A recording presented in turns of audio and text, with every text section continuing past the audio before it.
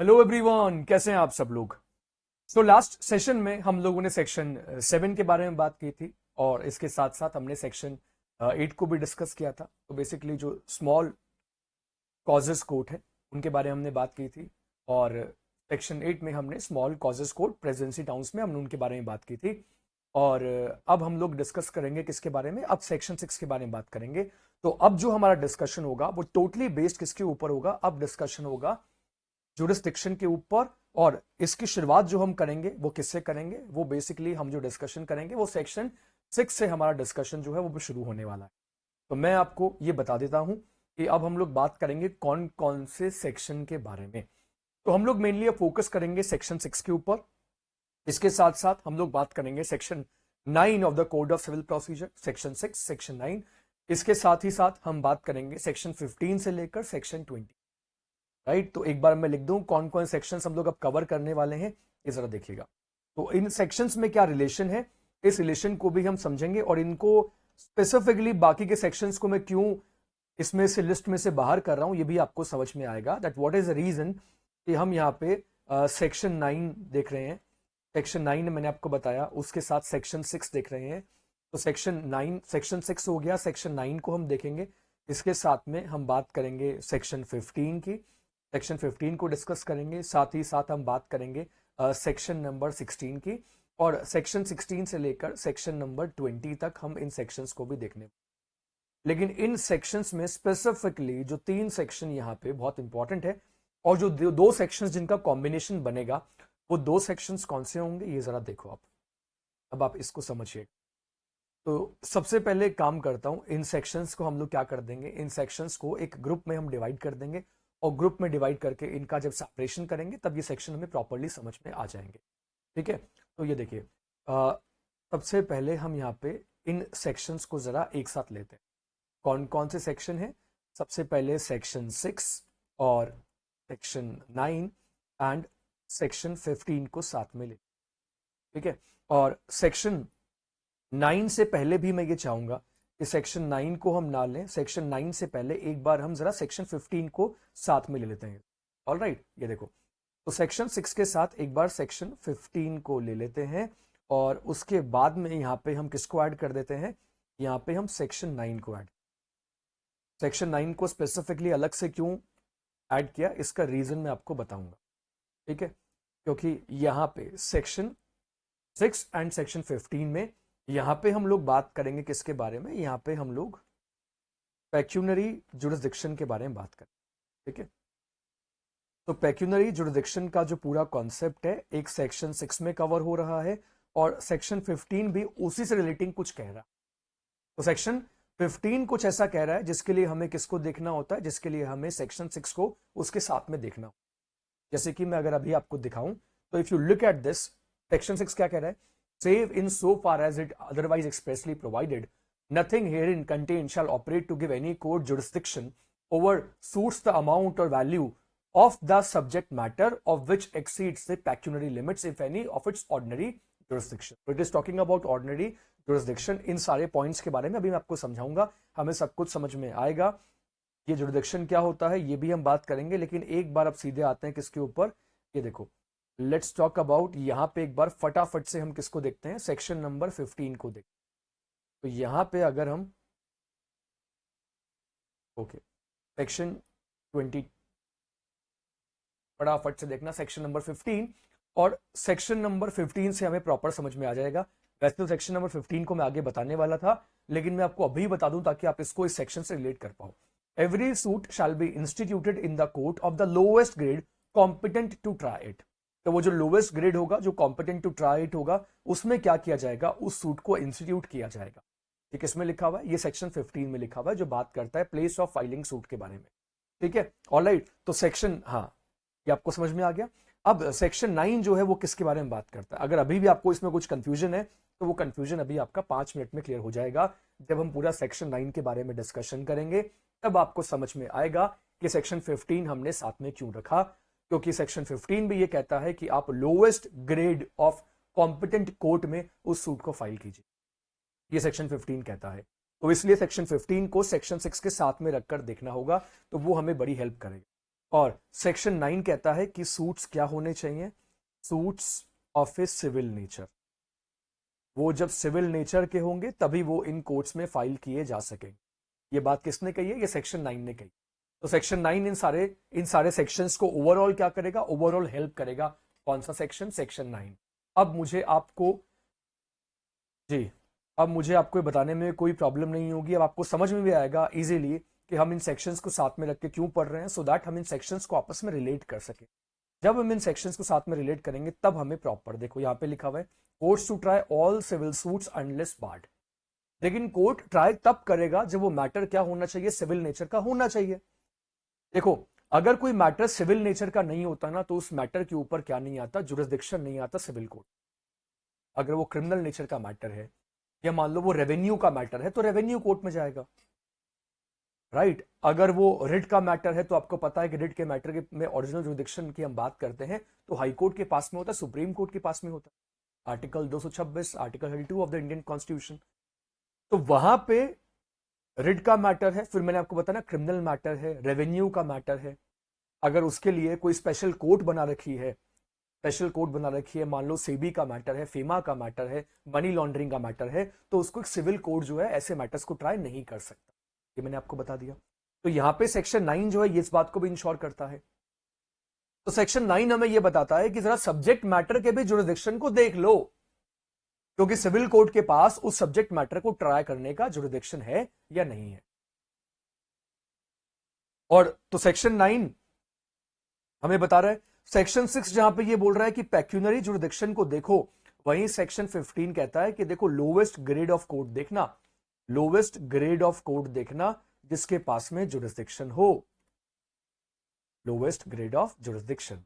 इसका मतलब अगर डिस्ट्रिक्ट कोर्ट के पास उस मैटर के लिए आप प्लेंट फाइल कर सकते हो तो डिस्ट्रिक्ट कोर्ट में जाओ, आप हाई कोर्ट में मत जाओ, क्योंकि डिस्ट्रिक्ट कोर्ट उस मैटर को सुनने के लिए क्या है? कॉम्पिटेंट है। डिस्ट्रिक्ट कोर्ट के पास में उस मैटर को सुनने का ओरिजिनल जुरिसडिक्शन है। हाई कोर्ट के पास अगर जाना है तो अपील में जाना, अभी मत जाओ, ये सेक्शन 15 कहता है। और अगर डिस्ट्रिक्ट कोर्ट के पास में किसी मैटर को सुनने का क्या नहीं है? जुरिसडिक्शन नहीं है। लेट्स से अमाउंट के हिसाब से बात कर ले। अमाउंट के हिसाब से मैं आपको बताऊं तो मान लो कि एक मैटर है 50 लाख रुपए का, और दिल्ली में अगर जुरिसडिक्शन के हिसाब से बात करें, देखो जुरिसडिक्शन जो है वो फिक्स नहीं रहता, इसको गवर्नमेंट के पास में पावर होती है कि गवर्नमेंट इसको रिव्यू कर सके। ठीक है, ये बात मैंने आपको बता दी। अब मैं ये बोलूं कि अगर कोई मैटर है, मैं एक एग्जांपल के लिए लेके चल रहा हूं, और अलग अलग स्टेट में मैं आपको बता देता हूं, अलग अलग कोर्ट के पास में अलग अलग जुरिसडिक्शन अलग अलग होता है, तो आपको अपनी रेलेवेंट स्टेट में कोर्ट का जुरिसडिक्शन जो है देखना पड़े। मैं जो एग्जाम्पल्स लूंगा, मैं वहां पे दिल्ली के बहुत सारे एग्जाम्पल्स आपको देने वाला, कोशिश करूंगा बाकी स्टेट्स के भी एग्जाम्पल दूं, लेकिन दिल्ली का एग्जाम्पल। तो मैं बोलता हूं कि अगर मान लो दिल्ली में एक सिविल मैटर है, तो उस मैटर में मान लो 50 लाख रुपए इन्वॉल्व है, तो वो मैटर के लिए फिर केस सूट कहां फाइल होगा? वो सूट फिर हाई कोर्ट में जाएगा, क्योंकि दिल्ली हाई कोर्ट के पास उस मैटर का ओरिजिनल जुरिसडिक्शन। लेकिन मैं वो बोलूं कि वो जो मैटर है, लेट्स से कि वो मैटर जो है वो 19 लाख रुपए का है, 18 लाख रुपए का है, तो वो मैटर किसके पास में जाएगा? तो वो दिल्ली डिस्ट्रिक्ट कोर्ट में फाइल किया जा सकता है। That matter can be filed in Delhi district court. उसको हाई कोर्ट में फाइल करने की जरूरत नहीं है, क्योंकि दिल्ली डिस्ट्रिक्ट कोर्ट, जो डिस्ट्रिक्ट कोर्ट होगी दिल्ली की, उनके पास में क्या होगा? तो दिल्ली में 11 कोर्ट्स है, तो उनके पास में क्या होगा? उस मैटर को सुनने का ओरिजिनल जुरिसडिक्शन है। ठीक है, तो ये हम मैटर को देखेंगे कि कितना अमाउंट उसमें इन्वॉल्व है, उस सूट में कितना अमाउंट इन्वॉल्व है, उसके अकॉर्डिंग हम बात करते हैं। बाद में अपील में जाएगा हाई कोर्ट में, वो एक अलग बात है। ठीक है, तो कौन सी कोर्ट में जाएगा? सबसे पहले हम उसके अमाउंट को देखेंगे, और अमाउंट के साथ साथ में ही देखेंगे अब ऐसा कौन सा कोर्ट है जो इतने अमाउंट तक के सूट को सुनने का राइट रखता है। वो क्या आ गया? This is what we call pecuniary jurisdiction. इसको हम लोग पेक्यूनरी जुरिसडिक्शन बोलते हैं, जो कि मॉनेटरी बेसिस पे होता है। तो जब मैंने आपको सेक्शन 5 बताया, तो सेक्शन 5 में हमने रेवेन्यू कोर्ट को देखा, याद है आपको? रेवेन्यू कोर्ट को देखा, और सेक्शन 6 भी जो है वो पेक्यूनरी के बारे में बात। सेक्शन 9 है वो बताएगा कि suits of a civil nature. ठीक है, ओके। नाउ सेक्शन 6 से 9 तक हमने ये देखा। अब जरा मैं आपको एक पॉइंट बताता हूं, यहां पे देख। अब जब हम बात करते हैं किसके बारे में? जब हम प्लेस ऑफ फाइलिंग सूट के बारे में बात, तो जब प्लेस ऑफ सुइंग की बात होती है, तो यहां पे एक बार फिर कौन सा सेक्शन आ जाएगा? देखो, एक बार फिर आएगा सेक्शन नंबर 15, और उसके साथ साथ हम देखते हैं किसको, उसके साथ साथ हम देखते हैं सेक्शन नंबर 16 से लेकर सेक्शन नंबर 20 को। सेक्शन नंबर 15 तो हम देखते ही हैं और साथ ही साथ हम सेक्शन नंबर 20 भी देखते हैं। और ये किसके बारे में बात करते हैं, तो ये बेसिकली बात करते हैं sections forum for institution of suits, forum for institution of suits, ये सूट्स कहां फाइल किया। अब एक एक करके हम लोग डिस्कस करेंगे आगे। सेक्शन 16 क्या कहता है, 17 में क्या लिखा हुआ है, 18 में क्या लिखा हुआ है, 19, 20 इन सबको डिस्कस करेंगे। 17, 18 की भी एक अलग स्टोरी है, उसके बारे में आपको बताऊंगा। Section 16 has a different story, section 20 has a different story, section 19, 20 इनमें आपस में कैसे रिलेट कर सकते हैं, इन सारी बातों के बारे में बात करेंगे। लेकिन इन सेक्शंस को भी हम क्या कर सकते हैं, इन सेक्शंस को भी हम फर्दर क्लासिफाई जो है वो कर सकते हैं। अगर आप मुझे बोलोगे फर्दर क्लासिफाई करने के लिए, तो फर्दर क्लासिफाई इन सेक्शंस को मैं करूंगा जब हम इनके बारे में बात करें। जब हम इनके बारे में बात करेंगे तब इनको फर्दर क्लासिफिकेशन करूंगा। अभी के लिए अगर आपको फिर भी जानना हो तो मैं ये लिख देता हूं कि सेक्शन 16 का एक अलग ग्रुप बना दो, सेक्शन 17 एंड सेक्शन 18 का एक अलग ग्रुप बना दो, ठीक है। फिर सेक्शन 19 को आप अलग कर दीजिए और सेक्शन 20 को भी आप अलग कर, ठीक है, ऐसे समझ। इनको जब हम अलग करेंगे तब हमें कुछ बातें इन सेक्शंस के बारे में समझ में। तो मैंने ऐसे क्या किया, सेक्शन 17, 18 को अलग कर दिया, सेक्शन 19 को भी अलग रखा है, और ये आपको पता लग जाएगा कि मैंने इनको अलग क्यों किया, ठीक है। और उसके बाद में जब हम बात करेंगे किसके बारे में, जब हम बात करेंगे ऑब्जेक्शंस एज टू जुरिस्डिक्शन, तो ऑब्जेक्शंस एज टू जुरिस्डिक्शन बताऊंगा। और इसके साथ साथ हम बात करेंगे किसके बारे में, हम ट्रांसफर के बारे में बात करेंगे, ठीक है, एंड ट्रांसफर। तो transfer of suits and objection as to jurisdiction, इसके लिए हम कौन से सेक्शन देखेंगे, इसके लिए हम सेक्शन 21 से लेकर सेक्शन नंबर 25। तो ये मैंने एक चार्ट बनाया है, और इस चार्ट को बनाने का पर्पस बड़ा सिंपल है। इसको बनाने का पर्पस ये है कि इस चार्ट से आपको जुरिस्डिक्शन का पूरा जो कॉन्सेप्ट है वो समझ में आ जाए, ठीक है। Is that clear? ओके, चलो यहां तक आपको क्लियर हो गया है। ओके, अगर यहां तक क्लियर है तो फिर अभी यहां से आगे चलते हैं। अभी सेक्शन 6 जो है वो पूरा डिस्कस करेंगे, सेक्शन 6 के एस्पेक्ट्स को देखेंगे, जुरिस्डिक्शन के पूरे एस्पेक्ट के बारे में अब हम लोग डिस्कशन करें। सीपीसी में यही मेनली सेक्शंस हैं जो कि जुरिस्डिक्शन का पूरा कॉन्सेप्ट कवर। सेक्शन 6 से शुरुआत होती है, सेक्शन 15, सेक्शन 9 जो है वो बताता है suits of a civil nature, section 15 to 20 के बारे में जो हम बात करते हैं उसमें स्पेसिफिकली 16 टू 20 के बारे में बात करते हैं, वो प्रॉपर्टी के बेसिस पे हमें ये बताता है कि सूट जो है वो कहां फाइल किया जाएगा, ठीक है। और इनको मैंने कहा ना, इनको अलग अलग क्लब करना जरूरी है, आगे जो चार्ट बनाऊंगा वहां पे भी हम उनके बारे में बात करेंगे। सेक्शन 21 से लेकर 25 में ऑब्जेक्शन के बारे में बात करेंगे और जुरिस्डिक्शन के बारे में, और ट्रांसफर के लिए आप कहां एप्लीकेशन फाइल कर सकते हो वो मैं आपको बताऊंगा। टू ट्रांसफर क्या होता है ये सब हम देखेंगे, लेकिन सबसे पहले हमारा फोकस किसके ऊपर रहेगा ये ध्यान दीजिए, ठीक है। तो अब जो हमारा लेक्चर अभी जो चलेगा, जो हम बात करेंगे, ये देखो, सबसे पहले हम किसको कवर करने वाले हैं, सबसे पहले we are going to cover section 6 के बारे में बात करेंगे। सेक्शन 6 के साथ साथ हम अभी सेक्शन 9 को डिस्कस करेंगे, और सेक्शन 9 के साथ साथ हम बात करेंगे किसके बारे में, हम सेक्शन 15 के बारे में, सेक्शन 6, सेक्शन 9 एंड सेक्शन 15। उसके बाद में हम लोग 16, 17, 18, 19, 20 के बारे में बात करें।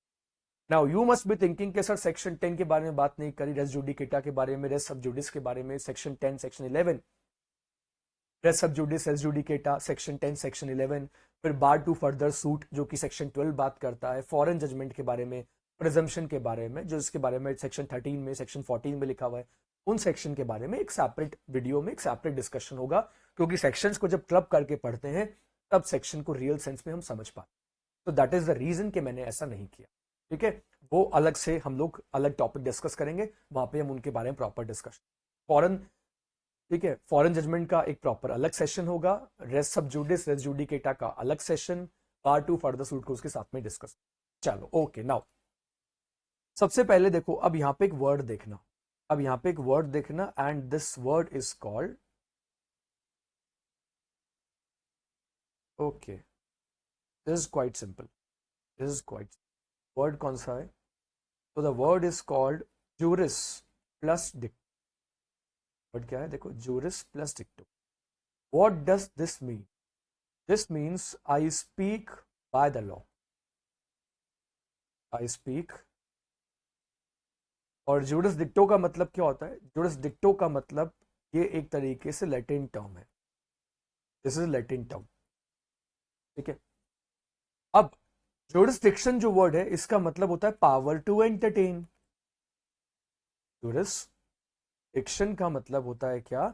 It simply means power to entertain, यानी कि किसी भी कोर्ट के पास किसी मैटर के ऊपर अपना वर्डिक्ट देने का उस केस को सुनने की अथॉरिटी है या नहीं, उसको हम क्या बोलते हैं? उसको हम बोलते हैं जुरिसडिक्शन, पावर टू एंटरटेन। तो इस जुरिसडिक्शन के मीनिंग को देखो, हम बेसिकली अब इसको तीन बातें जो इंपॉर्टेंट है वो मैं आपको बता रहा हूं इसी वर्ड से। अभी पेक्यूलियर जुरिसडिक्शन क्या होता है ये सब बताने, ठीक है। सबसे पहले हम बात करते हैं कि कोर्ट के पास में, किसी भी कोर्ट के पास में पावर या अथॉरिटी है, तो पहला पॉइंट तो ये आ गया, पावर और authority of a court to inquire into the facts, ये पहला पॉइंट है, ठीक है। उसके बाद इंक्वायर करने की अथॉरिटी है या नहीं है, उसके बाद हम देखते हैं क्या उनके पास ये अथॉरिटी है कि वो उस लॉ को अप्लाई कर सके, वहां पे रिलेवेंट लॉ को अप्लाई कर सके। और तीसरी बात हम यहां पे ये देखेंगे, द थर्ड पॉइंट इज कि कोर्ट के पास में उस मैटर के ऊपर टू प्रोनाउंस ए जजमेंट, फैसला सुनाने का, प्रोनाउंस ए जजमेंट। और साथ ही साथ हम क्या देखते हैं? साथ ही साथ हम ये देखते हैं कि कोर्ट के पास में एग्जीक्यूशन की अथॉरिटी है या एग्जीक्यूशन अथॉरिटी। तो ये तीन बातें हम देखते हैं, पावर और authority of a court to inquire into the facts. उसके बाद दूसरा पॉइंट क्या है? To apply the law and pronounce a judgement and execution. ये हमने देखा जुरिसडिक्शन का मतलब। तो कोर्ट की अथॉरिटी के बारे में यहां पे हम क्या करते हैं? कोर्ट की अथॉरिटी के बारे में हम लोग यहां पे बात करते हैं, ठीक है। ओके, सेक्शन 6 to 9, 15 to 20, 21, 25, ये सब बातें तो हम देख ही चुके हैं। नाउ अब देखिए, अब आगे चलते हैं, ठीक है। एक यहाँ पे ना Ujjam Bai versus state of UP AIR 1962 का केस आया था। उस केस में ऑनरेबल जस्टिस SK दास ने ये कहा था कि जुरिसडिक्शन का मतलब होता है अथॉरिटी टू डिसाइड, ठीक है। उन्होंने क्या कहा था कि जुरिसडिक्शन का मतलब क्या होता है? It also means authority to decide, authority to. अब एक बात बताओ, अगर हम सब्जेक्ट मैटर के हिसाब से बात करें तो रिट पिटिशन के जितने मैटर्स होते हैं, अगर फंडामेंटल राइट का वायलेशन हुआ, वो सारे मैटर कहां फाइल होते हैं? तो आप बोलोगे वो सारे मैटर या तो हाई कोर्ट में फाइल होते हैं या सुप्रीम कोर्ट में। यानी कि उस सब्जेक्ट मैटर पे अथॉरिटी टू डिसाइड किसके पास में है? या तो हाई कोर्ट के पास में, सुप्रीम कोर्ट के पास में है।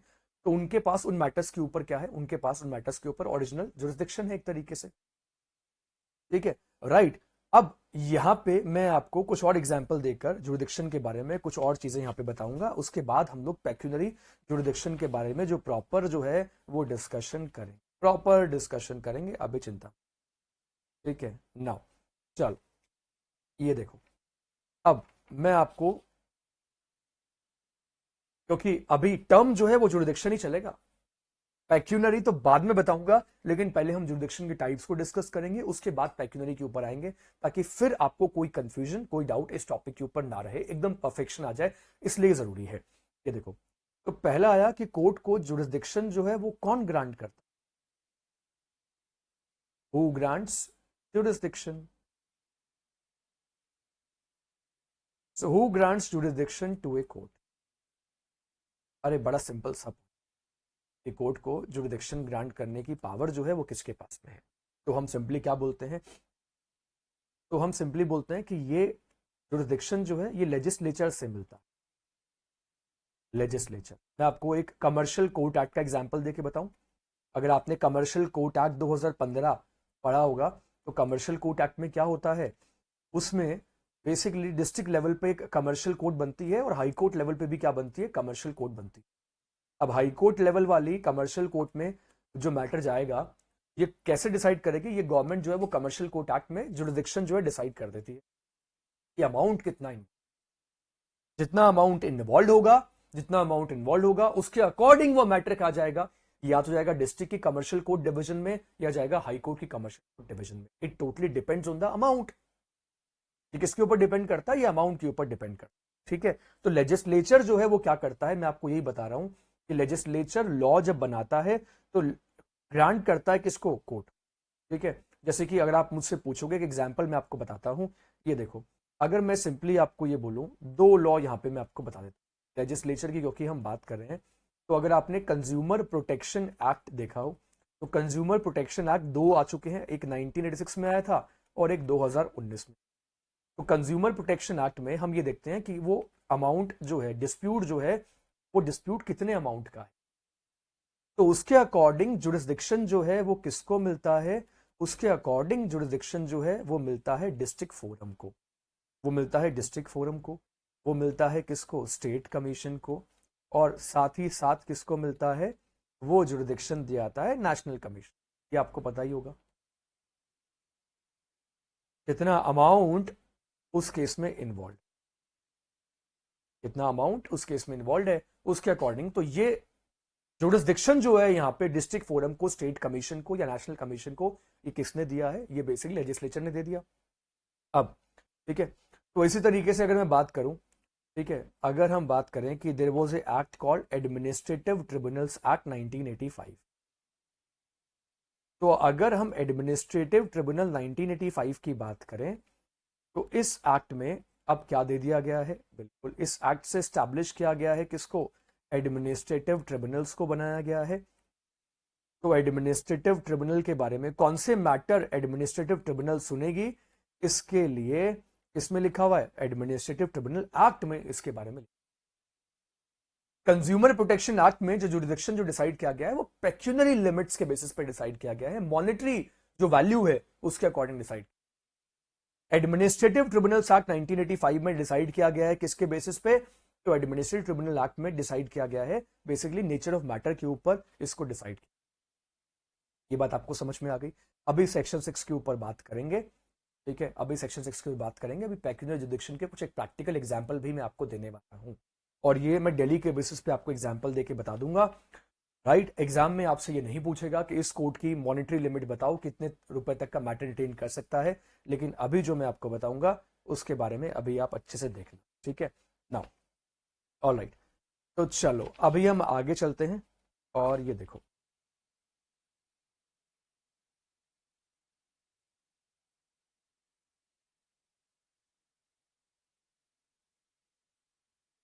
और आगे चलते हुए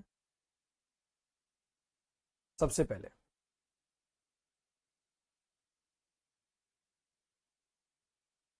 तीन एस्पेक्ट जो हम जुरिस्डिक्शन के बारे में डिस्कस। अभी आप सोच रहे होंगे सेक्शन 6 जो है वो तो छोटा सेक्शन है। It's not just about section 6, it's more about the concept of jurisdiction. अगर सेक्शन 6 को समझना है, सेक्शन 9 को, सेक्शन 15 को, 16, 17, 18, 19, 20 इनको समझना है, तो इनको समझने के लिए हमें ये बहुत जरूरी है that we should have a basic understanding of this term called jurisdiction.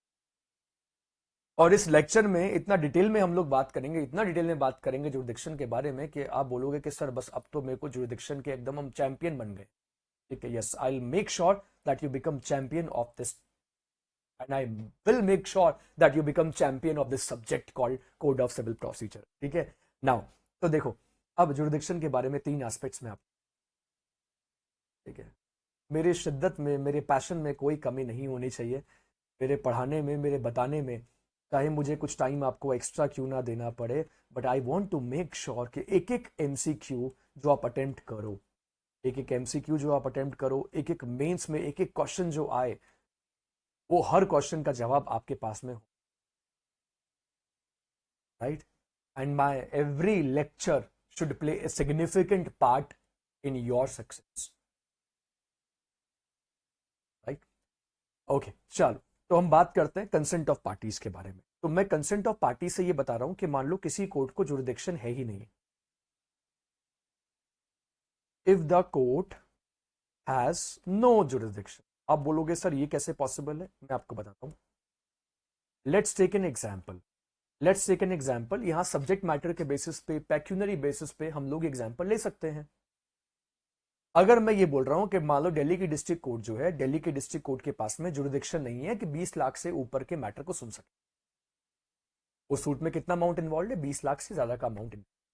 तो हम बोलते हैं कि वो मैटर कहां जाएगा? वो मैटर फिर हाई कोर्ट में जाएगा।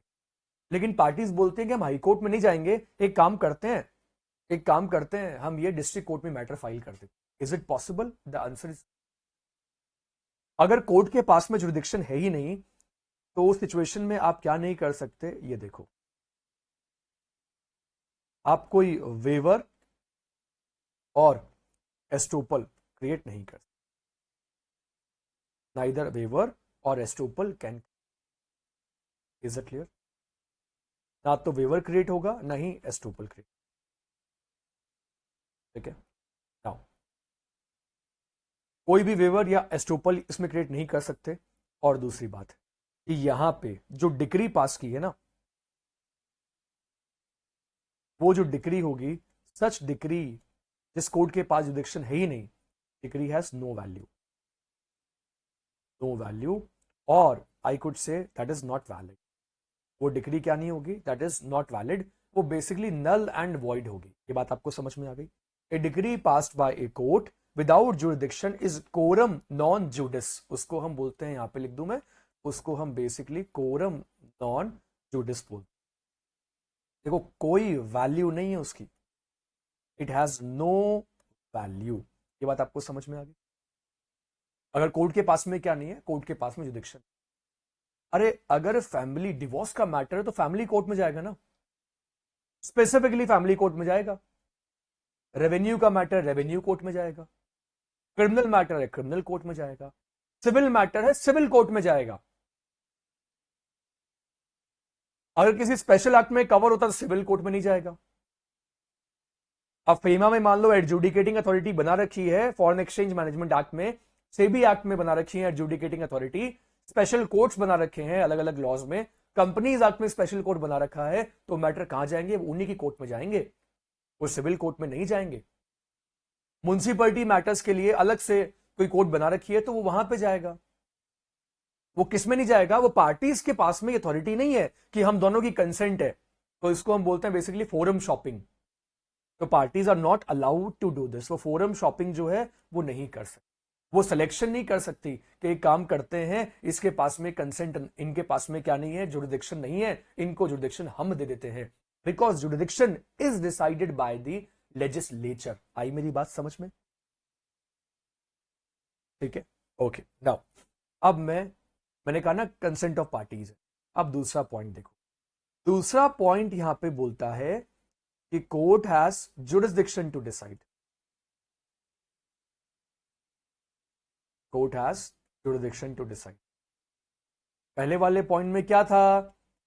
पहले वाले पॉइंट में कोर्ट के पास में जुरिसडिक्शन नहीं था। और जरा इस पॉइंट में देखो क्या हो रहा है। तो ये पॉइंट आपके सामने है, इन दोनों पॉइंट्स को जरा कंपेयर करो। इन दोनों पॉइंट्स को अगर आप जरा कंपेयर करोगे तो आपको प्रॉपर एक क्लियरिटी यहां पे समझ में आएगी। यहां पे court has jurisdiction to decide और वहां पे court has no jurisdiction to decide. तो अब देखिए इस सिचुएशन में क्या होगा। इस सिचुएशन में होगा ये, the same can not be, the same can not be taken away, the same can not be taken away. उसको हम क्या नहीं कर सकते? उसको नहीं ले सकते। और टेकन अवे और ousted bye consent of parties. अब पार्टीज ये बोल रहे हैं कि अच्छा कोर्ट के पास में जुरिसडिक्शन है लेकिन हम उसको नहीं मानते, बाय कंसेंट ऑफ पार्टीज। दोनों पार्टीज की कंसेंट है, it doesn't make any difference. क्योंकि अगर पार्टीज ने ऐसा कोई एग्रीमेंट कर रखा है तो वो एग्रीमेंट बेसिकली क्या होगा? Such agreement shall be unlawful and void. हम सिंपली बोलेंगे अच्छा अब आप डिसाइड करोगे, ठीक है, उसको हम क्या बोलेंगे? We will call it unlawful, और साथ में बोलेंगे उसको क्या? साथ में हम उसको वॉइड। पहले वाले एग्जांपल में कोर्ट के पास जुरिसडिक्शन नहीं था, पार्टीज ने कहा हम जुरिसडिक्शन दे देते हैं। दूसरे वाले पॉइंट में कोर्ट के पास जुरिसडिक्शन था तो पार्टीज उस जुरिसडिक्शन को छीन नहीं सकती कि हम तो इसमें फाइल हमें करना ही नहीं है, कि पार्टीज के पास अथॉरिटी नहीं हो। चलो अब मैं आपको तीसरा एस्पेक्ट इसका बताता हूं, अब थर्ड एस्पेक्ट को समझिए। ठीक है, इतना समझ में आ रहा है सबको? आई रियली होप आ रहा है। Now third point which says that two और more courts, two or more courts have jurisdiction. Two or more courts have jurisdiction. Okay. Two or more courts have jurisdiction. तो उस situation में हम क्या देखेंगे, ये देखो, अगर दो या उससे ज्यादा कोर्ट के पास में किसी मैटर को एंटरटेन करने का क्या है, जुरिडिक्शन। ओके, ये कैसे पॉसिबल होता है ये मैं आपको बता देता हूं। ठीक है, ये तब पॉसिबल होता है, इसके बारे में जब हम देखेंगे कि मान लो एक इमूवेबल प्रॉपर्टी है और वो इमूवेबल प्रॉपर्टी ऐसी लोकेशन पे है जो कि दो कोर्ट्स के जुरिडिक्शन में कवर होती है। There is a immovable property, वो एक ऐसी लोकेशन पे है, मान लो वो एक बॉर्डर एरिया में है, वो एक बॉर्डर एरिया में है और वो आधी प्रॉपर्टी एक कोर्ट के जुरिडिक्शन में आती है और आधी प्रॉपर्टी दूसरे कोर्ट के जुरिडिक्शन में। तो हो गया, यहां पे दोनों में से कोई सा भी कोर्ट ट्राई कर सकता है। ठीक है, अच्छा, दो पार्टीज के बीच में कॉन्ट्रैक्ट हुआ था, दोनों पार्टीज अलग अलग सिटी में रहती हैं, एक पार्टी दिल्ली में रहती है, दूसरी पार्टी मुंबई में रहती है, और दोनों पार्टीज ने जब कॉन्ट्रैक्ट किया था तो ये डिसाइड किया था कि अगर हमारे बीच में कोई भी डिस्प्यूट राइज होता है तो हम दोनों में से किसी भी जगह केस फाइल कर सकते हैं। नॉर्मली ऐसा नहीं होता है। नॉर्मली पार्टीज क्या करती हैं, ये डिसाइड कर लेती हैं कि कौन सा कोर्ट होगा जिसमें हम सूट फाइल करेंगे। ये अभी मैं आपको बता देता हूं। तो वो क्या करती हैं, पार्टीज जब कॉन्ट्रैक्ट करती है ना, तो it is open to the parties. तो वो क्या करती है, एक सिटी चूज कर लेती है। मान लो एक पार्टी दिल्ली से है, दूसरी पार्टी बेंगलोर से है, तो it is open to the parties. ये उनके लिए क्या है, ये पार्टीज के लिए ओपन है। It is open to the parties to select. वो क्या करेंगी, एक कोई court select to select a particular forum. आपने बहुत बार देखा होगा बिल्स के ऊपर लिखा होता है subject to the court of, ठीक है, subject to the court of Delhi jurisdiction, या ये लिखा होता है कि subject to the court of Mumbai jurisdiction Delhi, ऐसे लिखा होता है। तो यहां पे अगर पार्टीज क्या करती हैं, to select a particular forum, it is open to the parties to select a particular forum. ठीक है, और दूसरे को क्या कर दें, दूसरे को अगर वो एक्सक्लूड कर एंड एक्सक्लूड कर दें दी अदर। मैं यहां पे उसी की फोरम शॉपिंग के बारे में यहां पे बात कर। तो ये एग्रीमेंट क्या होगा, ये एग्रीमेंट पूरी तरीके से वैलिड होगा, इसमें कोई प्रॉब्लम नहीं। अब आपने इंडियन कॉन्ट्रैक्ट एक्ट में एक सेक्शन पढ़ा होगा, ठीक है, वो कौन सा था, सेक्शन 27, सेक्शन 28। जब आते हो सेक्शन 28 देखते हो, जो बात करता है रिस्ट्रेन ऑफ लीगल प्रोसीडिंग्स। तो रिस्ट्रेंट ऑफ लीगल प्रोसीडिंग्स को जब हम पढ़ते हैं तो हमें बोलते हैं कि आर्बिट्रेशन उसमें कवर नहीं होता। वैसे तो रिस्ट्रेन ऑफ लीगल प्रोसीडिंग के सारे मैटर्स क्या होते हैं, बोलते हैं कि वॉइड होते हैं। लेकिन मान लो दोनों पार्टीज जो है उन्होंने ये डिसाइड किया कि हम एक किसी पर्टिकुलर कोर्ट में ही केस फाइल करेंगे जिसके पास में जुरिडिक्शन है इस मैटर को एंटरटेन करने का, तो उसमें जाओ, कोई दिक्कत नहीं है। और वो एग्रीमेंट पूरी तरीके से क्या होगा, वो एग्रीमेंट पूरी तरीके से लीगल होगा, वो एग्रीमेंट पूरी तरीके से क्या होगा, such agreement shall be valid. तो पहला मैंने आपको बताया that agreement shall be legal, valid होगा, और हम बोल सकते हैं कि वो क्या होगा, वो एनफोर्सिएबल होगा। अब दोनों में से अगर किसी भी पार्टी ने दूसरे शहर के कोर्ट में केस फाइल कर दिया है तो पहले वाली पार्टी जाकर उस कोर्ट को यही बात बोल सकती है कि सर आपके पास इस मैटर को, वो बोलेंगे ना party lordship, the court doesn't have the right to entertain the suit. और उसके लिए वो क्या देगा, उसके लिए वो एग्रीमेंट की कॉपी कोर्ट में फाइल करेगा, और कोर्ट में फाइल करके वो अपनी एक प्रिलिमिनरी ऑब्जेक्शन जो होती है ना, वो कोर्ट में देंगे। और प्रिलिमिनरी ऑब्जेक्शन में वो यही बात बोलेंगे, जब अपना रिटर्न स्टेटमेंट फाइल करेंगे ना, तो रिटर्न स्टेटमेंट में बोलेंगे कि कोर्ट के पास में जुरिडिक्शन नहीं है, क्योंकि ये एग्रीमेंट की कॉपी है जिसमें पहले वाली पार्टी एक्सप्रेसली इस बात के लिए एग्री कर गई थी कि अगर हम दोनों के बीच में कोई भी डिस्प्यूट राइज होगा तो वो एक पर्टिकुलर सिटी की कोर्ट में फाइल किया जाएगा। और मान लो वो पर्टिकुलर सिटी, लेट्स से वो दिल्ली थी, तो दूसरी वाली पार्टी वो केस जो है मुंबई में या कलकत्ता में या जहां भी दूसरी सिटी थी जिसके पास जुरिडिक्शन हो सकता था, वहां पे केस फाइल नहीं हो सकता। ये मैंने आपको बता दिया, ठीक है, क्योंकि पार्टीज ने क्या कर लिया है, यहाँ पे पार्टीज ने पहले ही डिसाइड कर लिया है। और ये तब होता है व्हेन टू और more courts have jurisdiction on a particular matter. ठीक है, ये बात आपको अच्छे से समझ में आ गई है? जुरिडिक्शन के बारे में इतनी बात पूरी तरीके से क्लियर है? ओके, आई रियली होप यहां तक कोई भी डाउट और यहां तक कोई भी कंफ्यूजन आपको नहीं है। ठीक है, ओके चलो, ये बहुत अच्छी बात है, यहां तक कोई डाउट कोई कंफ्यूजन नहीं है। चलो अब इससे आगे चलते हैं, और इससे आगे चलते हुए अब बात करते हैं किसके बारे में? जुरिडिक्शन के बारे में कुछ और बातें यहाँ पे डिस्कस नाउ।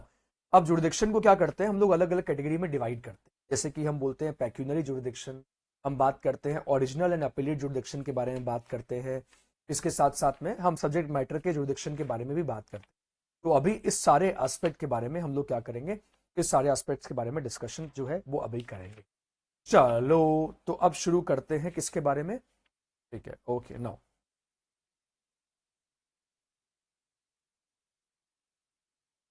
All right.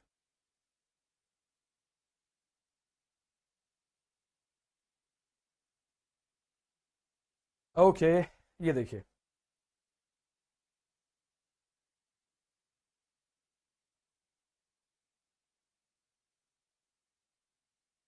सबसे पहले एक काम करते हैं।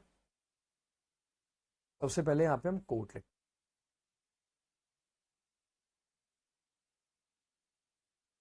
लिखते हैं, और कोट लिख के इनको मैं कैटेगराइज करता हूँ जुरिडिक्शन के बेसिस पे। जैसे कि सबसे पहले मैं बात करता हूं किसके बारे में? कोर्ट्स ऑफ ओरिजिनल जुरिस्डिक्शन के बारे में बात। कोर्ट्स ऑफ ओरिजिनल जुरिस्डिक्शन,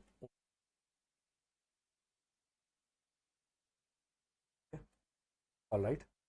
उसके बाद में सेकेंड हम लोग जो कोड डिस्कस करेंगे वो कोड कौन सा होगा? कोर्ट का मतलब, जुरिडिक्शन का मतलब यहां पे आप सब लोगों को पता है कि पावर टू एंटरटेन। कोर्ट उस मैटर को सुन सकता है या नहीं सुन सकता, उसी के बारे में मैं बात कर।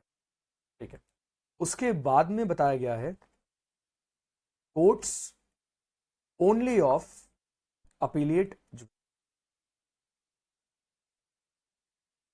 अब यहां पे अपील फाइल की जा सकती है, अपीलेट जुरिस।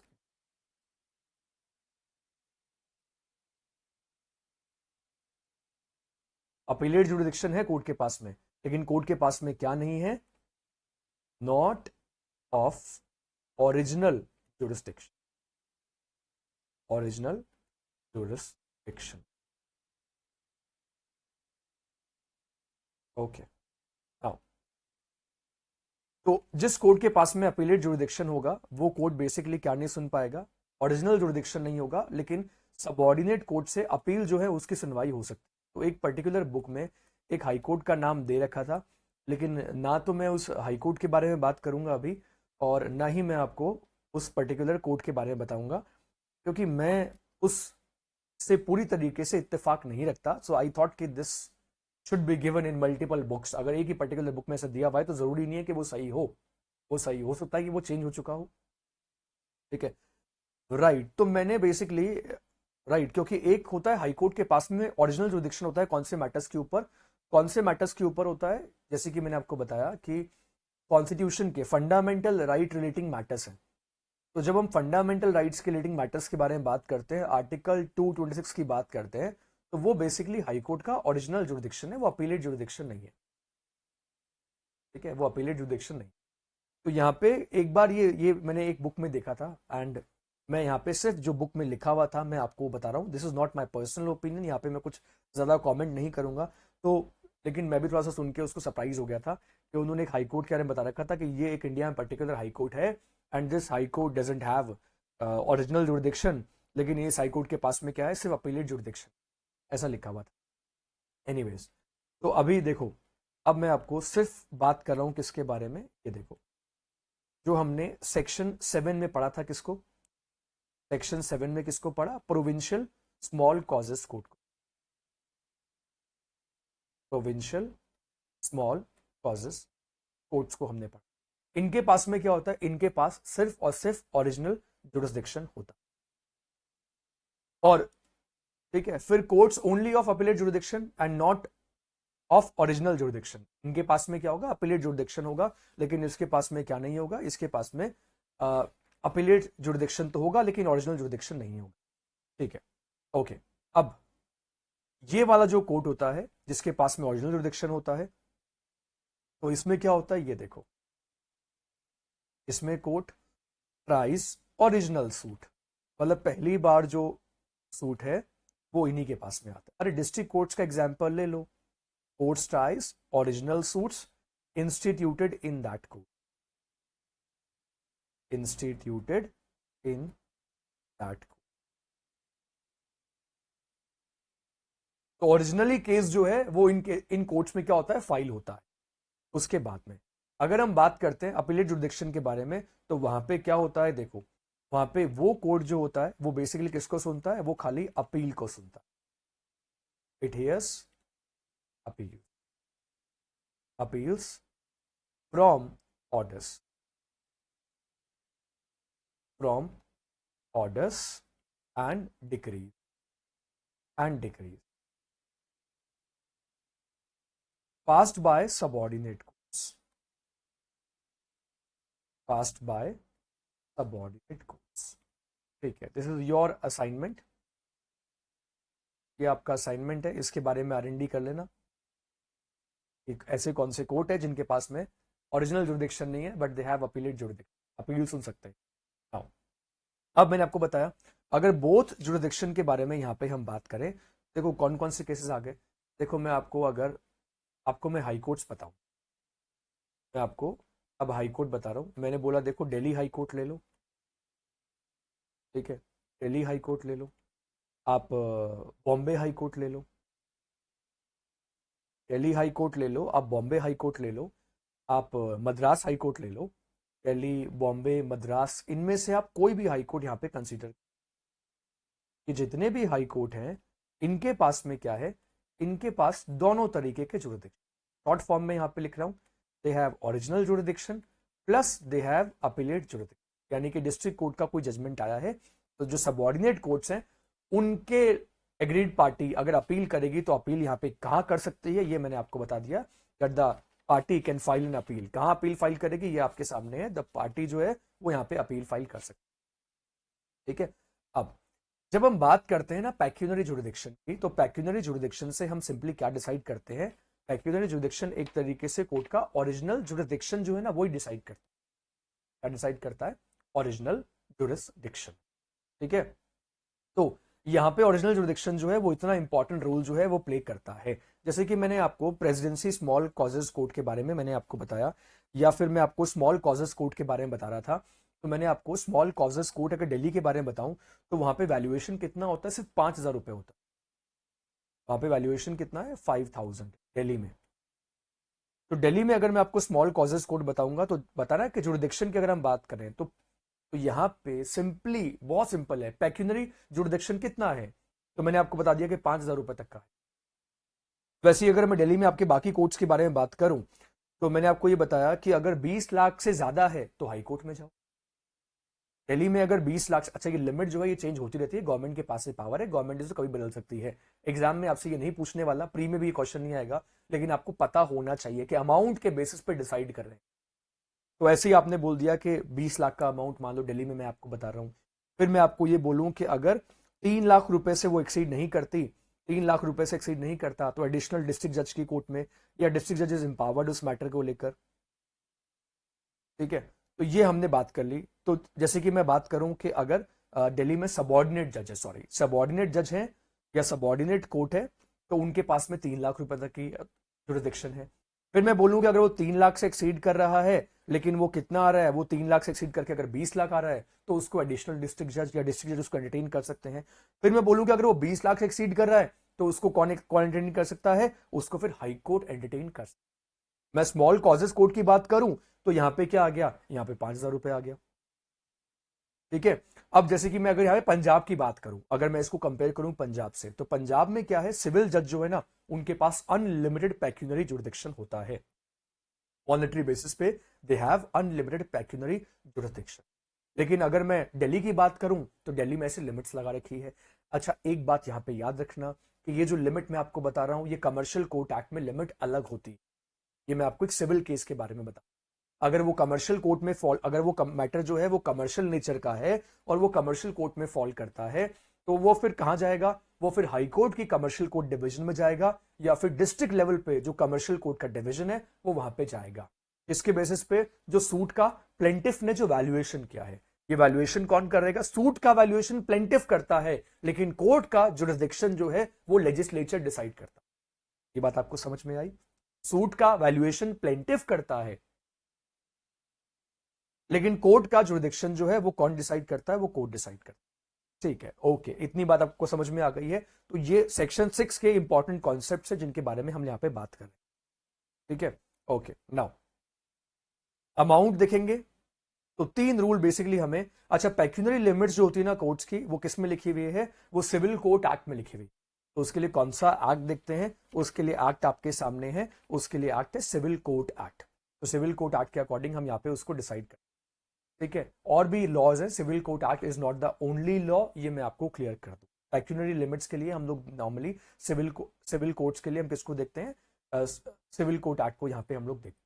ठीक है, चलो एनीवेज इसके बारे में, लेकिन this is not the only law, ये भी मैं आपको क्लियर कर दूं। चलो अब आगे देखो, अब 3 रूल्स बेसिकली हमें ध्यान रखने हों। वो 3 रूल्स क्या हैं जब हम कोर्ट के जुरिसडिक्शन के बारे में बात करते हैं, what are these 3 rule? Rule number first is amount or the value, amount or the value of the subject matter. बताओ सेक्शन कौन सा आ गया, सेक्शन नंबर 6 आ गया। ठीक है, अमाउंट, तो अब इंपॉर्टेंट एस्पेक्ट यहां पे क्या है, इस बात को देखना। इंपॉर्टेंट एस्पेक्ट जिसके बारे में हम बात करें that is the amount or the value of the subject matter. ठीक है, दूसरा एस्पेक्ट एक बार फिर से रिपीट करूंगा उसी एस्पेक्ट को जिसके बारे में हम लोगों ने एक बार पहले ही बात की। द सेकेंड एस्पेक्ट इज कि वो सब्जेक्ट मैटर जो है, उस सब्जेक्ट मैटर पे कॉग्निजेंस लेना कोर्ट को अलाउड है। तो सब्जेक्ट मैटर को भी देखेंगे। सब्जेक्ट मैटर के बारे में यहां पे अगर हम बात करें तो मैंने कहा ना कि एक्सेप्टेड फ्रॉम इट्स कॉग्निजेंस। ठीक है, जैसे कि सब्जेक्ट मैटर की अगर हम बात ही कर रहे हैं तो चलो मैं आपको एक एग्जांपल देके बताता हूं। एग्जांपल देके देखना कि मान लो कि प्रेसिडेंसी है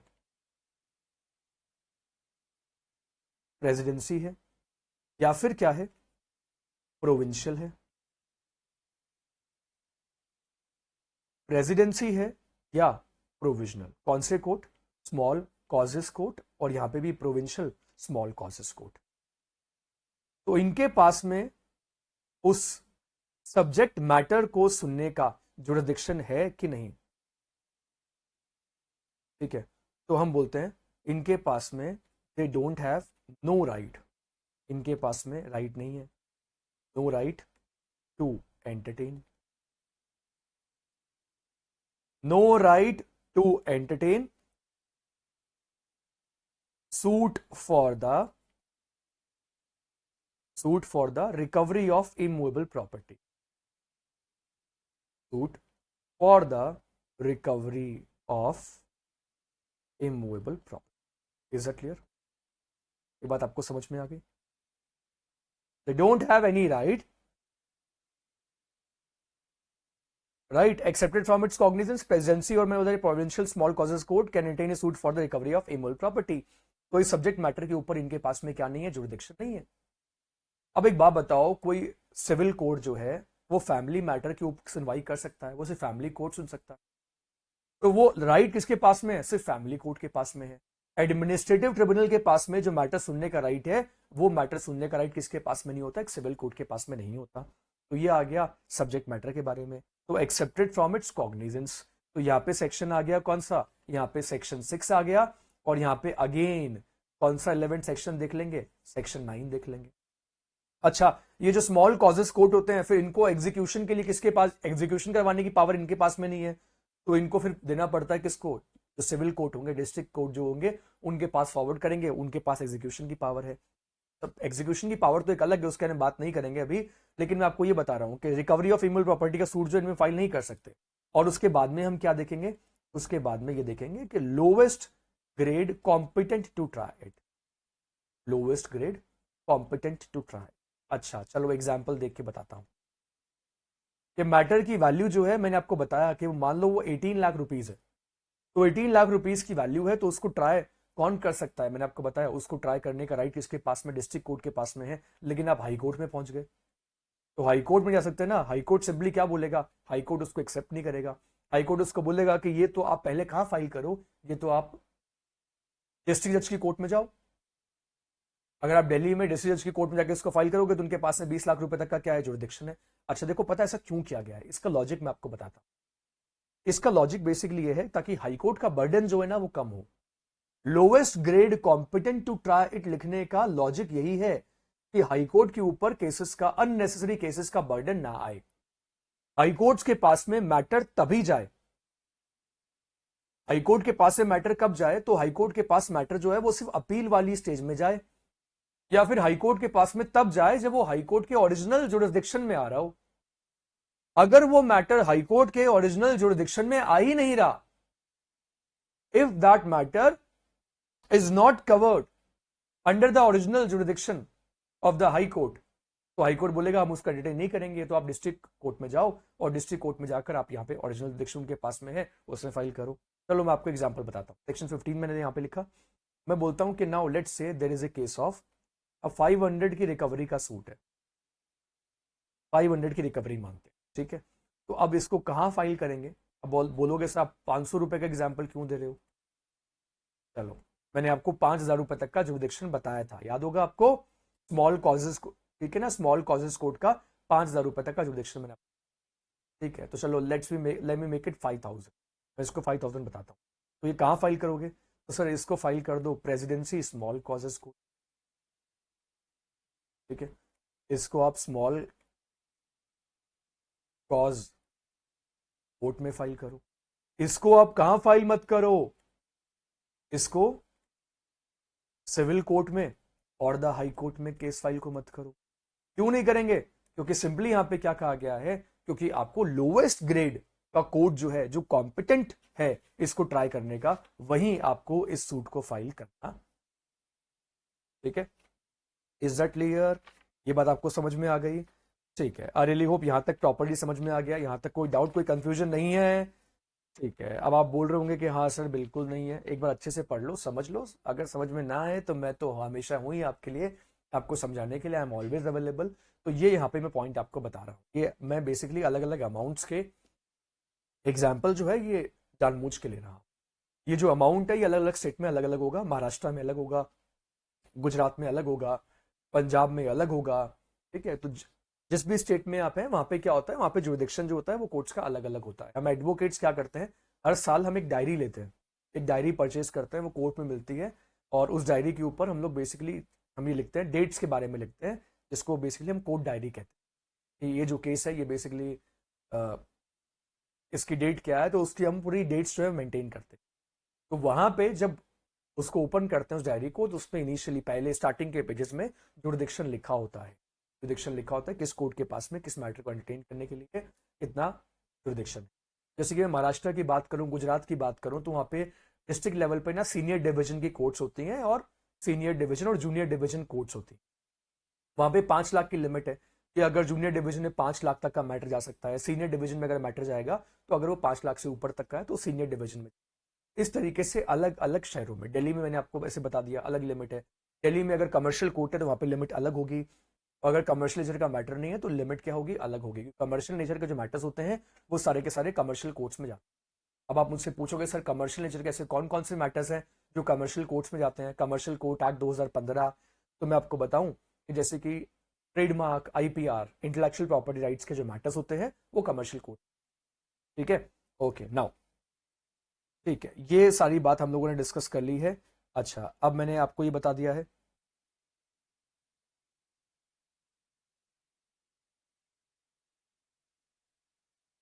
ये सारी बात हम लोगों ने यहाँ पे डिस्कस कर ली है।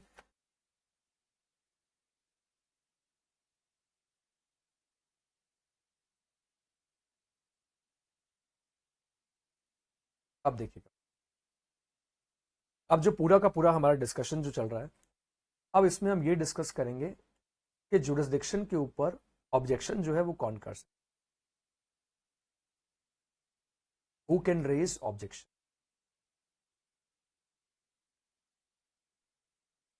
देखो एक बात याद रखना, जुरिसडिक्शन को डिसाइड कौन करता है? ये प्लेंटिफ बेसिकली अपने प्लेंट में डिसाइड करता है। एक और बात, इंटरेस्टिंग बात बताता हूं कि मान लो प्लेंटिफ जो है वो मीन प्रॉफिट क्लेम करने के लिए कोर्ट के पास में चला गया। मीन प्रॉफिट क्लेम करने के लिए जब मान लो दिल्ली में जाता है और दिल्ली में जब सूट फाइल करता है तो मीन प्रॉफिट जो डिमांड कर रहा है वो 20 लाख रुपए का है या 19 लाख 18 लाख रुपए का। तो वो कौन सी कोर्ट में जाएगा? वो एडिशनल डिस्ट्रिक्ट जज की कोर्ट में चला जाता है और एडिशनल डिस्ट्रिक्ट जज की कोर्ट में जाकर ये बोलता है कि मेरे को मीन प्रॉफिट इस पर्सन से क्लेम करना है। ये पर्सन जो है मेरी प्रॉपर्टी में अनलॉफुली क्या लेकर बैठा है? पोजेशन लेकर बैठा है और प्रॉपर्टी मुझे हैंडओवर नहीं कर। अब आप देख रहे हो कि यहां पे कोर्ट के पास में 20 लाख रुपए तक का जुरिसडिक्शन है। प्लेंटिफ ने उतना ही अमाउंट डिटरमाइन किया था, प्लेंटिफ की साइड से उतना ही अमाउंट डिटरमाइन किया गया और प्लेंटिफ ने कोर्ट से उतना अमाउंट क्या कर लिया? डिसाइड करके वो पहुंच गया किसमें? हाई कोर्ट में नहीं गया, अभी वो डिस्ट्रिक्ट जज की कोर्ट में चला गया। डिस्ट्रिक्ट कोर्ट में गया, डिस्ट्रिक्ट कोर्ट में गया, एडिशनल डिस्ट्रिक्ट जज के पास में जाएगा। अब उनके पास में जाकर वो अपनी प्लेंटिफ जो है अपना प्लेंट फाइल कर देता है मीन प्रॉफिट। लेकिन एक बात ध्यान रखना, उसके बाद में कोर्ट क्या करता है? कोर्ट की साइड से अब क्या होगा? इस केस में दो डिक्री आएंगी, एक प्रिलिमिनरी डिक्री आएंगी और हम बोलते हैं कि पार्टली प्रिलिमिनरी पार्टली फाइनल, आपको पता ही होगा। कोर्ट ने डिसाइड कर दिया कि हाँ ये प्रॉपर्टी का ओनर है और कोर्ट ने ये भी बोल दिया कि जो यहाँ पे जो मीन प्रॉफिट है उसका क्या हो? उसका एस्टिमेशन लगाया जाए, उसकी इंक्वायरी हो। अब जब एस्टिमेशन लगाया गया, इंक्वायरी की गई और जब बात आई एग्जीक्यूशन की तो इसमें कोर्ट का फैसला आया और जब तक एग्जीक्यूशन हुआ तब तक वो जो मीन प्रॉफिट था वो बढ़कर कितना हो गया? 30 लाख रुपीज हो गया। कितना निकल कर आया? 30 लाख रुपए। ठीक है, अब ये बताओ, अब प्लेंटिफ ने कितना डिसाइड किया था? तो प्लेंटिफ तो ये लेकर चल रहा था कि वो 20 लाख के अंदर अंदर है और क्योंकि वो 20 लाख रुपए के अंदर अंदर है इसलिए वो डिस्ट्रिक्ट कोर्ट में गया था और उसने, मैंने कहा ना, एडिशनल डिस्ट्रिक्ट जज की कोर्ट में लेट्स से वो चला गया क्योंकि उनके पास में अथॉरिटी है ना, तो एडिशनल डिस्ट्रिक्ट जज के पास में ये अथॉरिटी है। तो अब उनकी कोर्ट में चला गया, 20 लाख रुपए तक का उनको पता था कि हो सकता है। लेकिन जब कोर्ट का फैसला आया और जब बात आई एग्जीक्यूशन की तो तब तक ये पता चला कि वो जो मीन प्रॉफिट था, टोटल एस्टिमेशन जो निकल कर आया वो पहुंच गया 30 लाख रुपए। तो बताओ क्या अब कोर्ट उसके ऊपर अपना फैसला दे सकता है या नहीं दे सकता? The answer is yes, court can do so. Court ऐसा कर सकता है क्योंकि during the proceedings of the court, during the proceedings of the court और जब तक उस फैसले के ऊपर कोर्ट का जजमेंट आया, जब तक डिक्री आई, जब तक उसका एग्जीक्यूशन हुआ, तब तक वो मीन प्रॉफिट बढ़कर ज्यादा हो चुका था। तो कोई प्रॉब्लम नहीं है, कोई प्रॉब्लम नहीं है। कोर्ट उसके ऊपर भी, कोर्ट के पास में ये जुरिसडिक्शन है। Is that clear? तो कोर्ट के पास जुरिसडिक्शन की अगर हम बात करते हैं तो सिर्फ दो एस्पेक्ट्स देखते हैं। दो एस्पेक्ट्स ये है कि कोर्ट को एक ब्रीफ जो है कोर्ट के जुरिसडिक्शन का वो कौन डिसाइड करता है? That is basically decided by the legislature.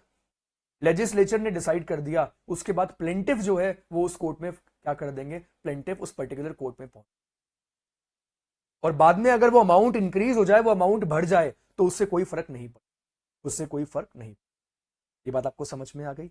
ठीक है। नाउ अब मैं ये बोलता हूं कि देखो, सबसे पहले कौन डिटरमाइन कौन करता है? तो प्लेंटिफ जो है वो डिटरमाइन करता है इसको किसमें? अपने प्लेंट में डिटरमाइन करता है, अपने प्लेंट में।